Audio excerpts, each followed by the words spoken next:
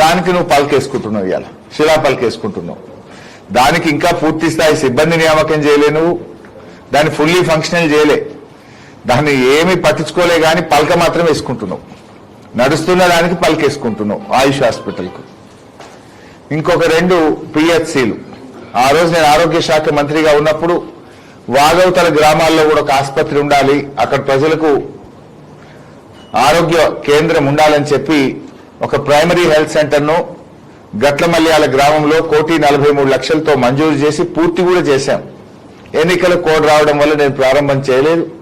Already doctor appoint అయినరు, అది functional ఉంది, ఆ ఊళ్ళో నడుస్తున్నది, దానికి పలికేసుకుంటున్నాం. మరొకటి మా మున్సిపల్ చైర్మన్ మంజులా రాజనర్స్ గారు కోరితే అర్బన్ ప్రైమరీ హెల్త్ సెంటర్ ఒకటి టౌన్ లో మంజూరు చేశాం. 1,43,00,000 రూపాయలతో urban primary health centre sanction చేసిన, ఆ రోజు ఆరోగ్య మంత్రిగా నేను శాంక్షన్ చేసిన, అది నిర్మాణం అయిపోయింది, దానికి పలికేసుకుంటున్నాం. ఈ 4 పనులు ఆనాడు ఆరోగ్య శాఖ మంత్రిగా నేను మంజూరు చేసి పనులు పూర్తి చేస్తే పలకలేసుకుంటున్నాడు.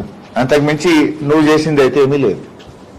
ఆయిల్ పామ్ ఫ్యాక్టరీ పెద్దలు కేసీఆర్ గారి ఆశీస్సులతో మొక్కలు గాని, ఫ్యాక్టరీ గాని, కాళేశ్వరం జలాలు గాని అన్ని కేసీఆర్ గారి ఆశీస్సులతో ఆనాడు మా ప్రభుత్వం చేసిందే. ఇకపోతే జిల్లా జైలు 78 కోట్ల రూపాయలతో ఒక అద్భుతమైన జైళ్లు సిద్దిపేటలో నిర్మించాం. మేము ఆలయాలు నిర్మించాం, విద్యాలయాలు నిర్మించాం, రిజర్వాయర్లు నిర్మించాం, రహదారులు నిర్మించాం, ఆసుపత్రులు నిర్మించాం, జైలు కూడా నిర్మించాం. ఆ రోజు నా ఆలోచన ఏముండే అంటే ఆర్డీఓ ఆఫీస్ దగ్గర జిల్లా జైలు ఉంది, ఆ స్థలము మున్సిపాలిటీకి ఇవ్వాలని. భవిష్యత్తులో మున్సిపాలిటీ పెరుగుతూ ఉంది కనుక మున్సిపల్ ఆఫీస్ సరిపోతలేదు, అక్కడ ఒక మంచి షాపింగ్ కాంప్లెక్స్, మున్సిపల్ ఆఫీస్ కూడా ఎక్స్టెన్షన్ కట్టాలని చెప్పి జిల్లా జైలు కూడా సరిపోక అప్పుడప్పుడు ఖైదీలను కరీంనగర్ కు, చెర్లపల్లికి పంపుతా ఉన్నారు అని నేను కేసీఆర్ గారి దృష్టికి తీసుకుపోయి 78 కోట్లు జైలుకు మంజూరు చేయించాం. అసలు ల్యాండ్ దొరకలేదు.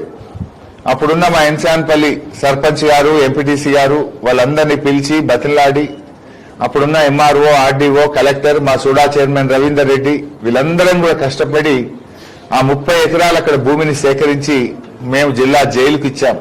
ఆ భూసేకరణకు ఎంతో కష్టపడ్డాం. 30 ఎకరాల భూమి సేకరించి మేము ఆ జిల్లా జైలుకి ఇచ్చి 78 కోట్లు మంజూరు చేయించి కట్టించింది మేము, శిలాపలకేసుకుంటున్నది మీరు. సరే, ఆ జైలు నిర్మాణంలో ఆ రోడ్డు కూడా లేకుండా దానికి రోడ్డు వేయించినాం, భూసేకరణ చేసినాం, నిధులు మంజూరు చేసినాం. ఇప్పుడు 2 ఏళ్ళైంది అది పూర్తయి. 2 ఏళ్ల నుంచి నువ్వు రాక ఇనాగ్రేషన్ కు టైం ఇయ్యక 2 ఏళ్ల తర్వాత నువ్వు అది కూడా నడమెట్లు కూర్చొని దానికి ఆన్నే పలికేసుకుంటున్నావు. ఆ పలక తెచ్చి ఫిట్ చేసుకుంటావు. సరే చేసుకో, నాకేమీ జలసీ లేదు. నువ్వు ముఖ్యమంత్రి చేసుకుంటే చేసుకో, దానికేం అభ్యంతరం కూడా లేదు. కానీ శ్రమ ఎవరిది, పలకం ఎవరిది అనేది నేను చెప్పే ప్రయత్నం చేస్తున్నా. శ్రమ ఎవరిది, శిలాఫలకం ఎవరిది? ఇలా ఆయిల్ పామ్ ఫ్యాక్టరీ అయినా, జిల్లా జైలు అయినా, ప్రైమరీ హెల్త్ సెంటర్లు అయినా, ఆయుష్ హాస్పిటల్ అయినా, టీఎస్ఎంఐడిసి సెంట్రల్ డ్రగ్ స్టోర్ అయినా ఇవన్నీ మా ప్రభుత్వ హయాంలో మంజూరు చేసి పూర్తయినాయి. అండర్ గ్రౌండ్ డ్రైనేజ్ కూడా మా ప్రభుత్వమే ఇచ్చింది. ఆ రోజు ఆర్థిక శాఖ మంత్రిగా దీని ఎక్స్టెన్షన్ కోసం కూడా నేనే ఆ రోజు ప్రతిపాదనలు తయారు చేసి ఫైనాన్స్ డిపార్ట్మెంట్ నుంచి అమృత్ స్కీమ్ లో ఫేజ్ 2 కింద కేంద్ర ప్రభుత్వానికి ప్రతిపాదనలు పంపాం. అన్ని లెటర్లు ఉన్నాయి. ఆ రోజు పంపిన డిపిఆర్ గాని, నా లెటర్ గాని, నేను మంత్రిగానే ఆ రోజు తయారు చేసి పంపినటువంటి అన్ని డాక్యుమెంట్స్ కూడా నా దగ్గర ఉన్నాయి. అవసరమైనప్పుడు బయట పెడతా. అన్ని పంపించి extension of under ground drainage కూడా మేం మంజూరు చేసిందే. దానికి కూడా నువ్వు సరే నీ ప్రభుత్వం వచ్చినాక కేంద్రం క్లియర్ చేస్తే దానికి పలికేసుకుంటున్నావు, అభ్యంతరం లేదు, వేసుకోండి.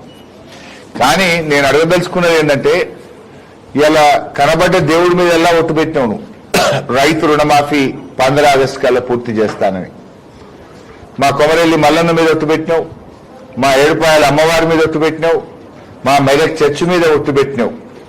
మరి ఈ రోజుకు రుణమాఫీ పూర్తి కాలేదు. ఇవాళ నువ్వు ఏ గ్రామానికైతే నర్మెట గ్రామానికి వెళ్తున్నావో ఆ నర్మెట గ్రామంలో కూడా ఇప్పటికీ ఇంకా రుణమాఫీ పూర్తి కాలేదు. ఇవాళ మా నర్మెట గ్రామంలో గాని సిద్దిపేట నియోజకవర్గంలో చూసినట్టయితే ఇప్పటికీ 22,819 మంది రైతులకు 300 కోట్ల రూపాయల రుణమాఫీ బకాయి పడ్డవు. దేవుని మీద ఒట్టుపెట్టి రుణమాఫీ చేయకుండా రైతుల్ని మోసం చేసినటువంటి మోసగాడు రేవంత్ రెడ్డి. నువ్వు ఇవాళ సిద్దిపేట నియోజకవర్గంలో 300 కోట్ల రూపాయల రుణమాఫీ పెండింగ్ లో ఉంది. దేవుళ్ళ మీద ఒట్టుపెట్టి చెప్పినావు. సిద్దిపేట పాత బస్టాండ్ కాడ మీటింగ్ పెట్టినప్పుడు కూడా రుణమాఫీ పూర్తి చేసుకునే వస్తా సిద్దిపేటకు అన్నావు. మరి ఏ మొహం పెట్టుకొని వస్తున్నావు? అయిందా రుణమాఫీ? ఒక నర్మెట గ్రామంలోనే ఎంతమంది ఉన్నారు శ్రీకాంత్? ఎంతమందికి కావాలి అని ఒక క్వశ్చన్ అడిగినా. 350 మందికి ఒక నర్మెట గ్రామంలో ఎక్కడైతే ఆయిల్ పామ్ ఫ్యాక్టరీ ఉందో ఆ గ్రామంలోనే ఇంకా 350 మందికి రుణమాఫీ కాలేదు. సిద్దిపేట నియోజకవర్గంలో 22,819 మందికి కాలేదు. మా నియోజకవర్గంలో రుణమాఫీ అయింది 48%, కానటువంటి రైతులు 52%. దేవుడి మీద ఒట్టుబెట్టి రుణమాఫీ చేయని రేవంత్ రెడ్డిని ఏమనాలో నాకైతే అర్థం కావట్లేదు. సో చెయ్యి, రుణమాఫీ చేయమని నేను కోరుతా ఉన్నా.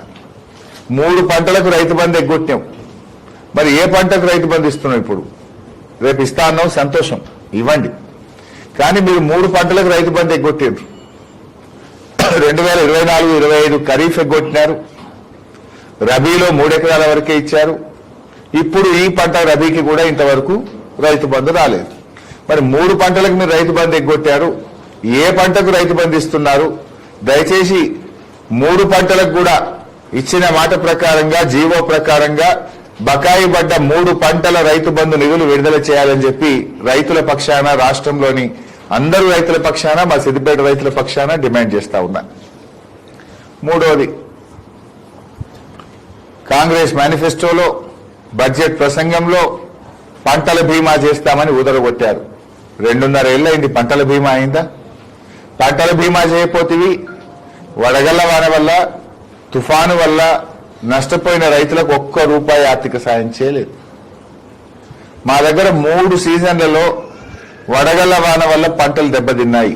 2024 ఏప్రిల్, 2025 ఏప్రిల్, మధ్యలో వర్షాకాలంలో కూడా తుఫాను వల్ల, అధిక వర్షాల వల్ల పంటలు దెబ్బతిన్నాయి. ఎన్యూమరేషన్ చేసి ప్రభుత్వానికి పంపించాం. ఈ వడగళ్ల వానతో నష్టపోయిన సిద్దిపేట రైతులకు, రాష్ట్ర రైతులకు కూడా తక్షణమే నిధులు విడుదల చేయాలని రైతుల పక్షాన నేను డిమాండ్ చేస్తా ఉన్నా. దేవుడి మీద ఒట్టుబెట్టి రుణమాఫీ మాట తప్పినావు. ఎన్నికల్లో ఊదరగొట్టి రైతు బంధు ఎగ్గొట్టినావు 3 పంటలకు. వడగళ్ల వాన, తుఫాను వల్ల నష్టపోయిన రైతులకు కూడా నష్టమైన ఇంతవరకు నయా పైసా ఇవ్వలేదు. వాటికి తక్షణమే నిధులు విడుదల చేయాలని చెప్పి నేను కోరుతా ఉన్నా. రేవంత్ రెడ్డి గారు ప్రభుత్వం వచ్చిన తర్వాత ఒక్క పని